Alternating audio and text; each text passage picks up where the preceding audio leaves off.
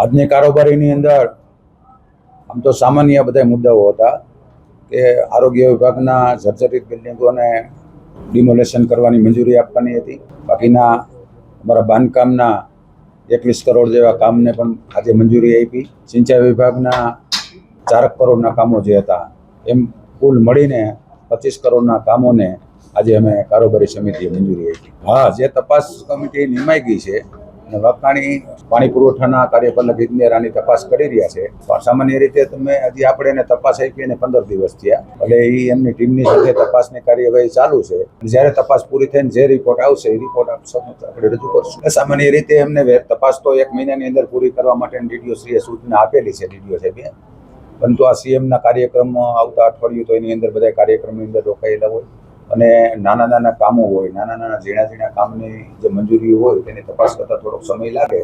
એટલે વહેલા વહેલી જે તપાસ પૂરી થાય એના માટેના આપણે પ્રયત્નો હશે. હા, 15 મહિનો તો ગણી લેવાનો, કારણ કે 15 દિવસ તો ના હજી એને શરૂ કરી છે, તપાસ એને શરૂ કરી છે ને, એટલે આપણે પ્રાથમિક રિપોર્ટ નથી આપ્યો. પણ આ સીએમ નો કાર્યક્રમ જે છે 13 તારીખનો એ પૂરો થયા પછી આપણે એને અઠવાડિયામાં એમ કે 20 તારીખની આજુબાજુ માગશું એની પાસેથી. તો બાંધકામને એના નિયમ પ્રમાણે પૈસા એ ચૂકવતા જ હોય છે. એમાં કોઈનો આદેશ લેવાની જરૂરિયાત હોતી નથી. અમને કારોબારી સમિતિ છે, અમે કામને મંજૂરી આપીએ છીએ. બાકી ચૂકવણું કરવું, પેમેન્ટ કરવું એ તો બધા જે તે ડિપાર્ટમેન્ટના અધિકારીઓ જ કરતા હોય અને એને આપણે 20 લાખ રૂપિયાનું પેમેન્ટ ચૂકવું છે. 84 લાખ એટલે માની લ્યો એને 20 લાખ રૂપિયા ચૂકવા હોય કે 22 લાખ રૂપિયાને ચૂકવા હોય તો એની ડિપોઝિટ ને બધા ટેક્સ ને કપાતા એમને ઓછા જ પૈસા મળતા. ખર્ચો તો 84 લાખ રૂપિયાનો જે ખર્ચો થયો છે, ના 84 લાખ રૂપિયાના બિલો રજૂ થયા છે. જો આ જવાબ છે ને તેથી આપણે અધિકારી પાસેથી જ લીધા ને.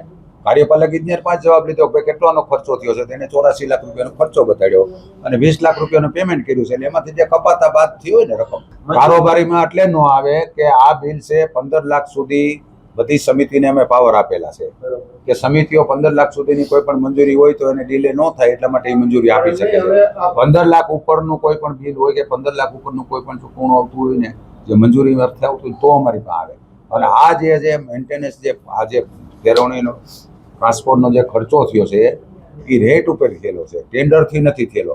કે જે 12 મહિનાના વાર્ષિક ભાવ રજૂ કરેલા હોય એમની પાસે આ કામ કરાવેલું હોય એટલે એ લાખ કે 2 લાખ ના બધા બિલ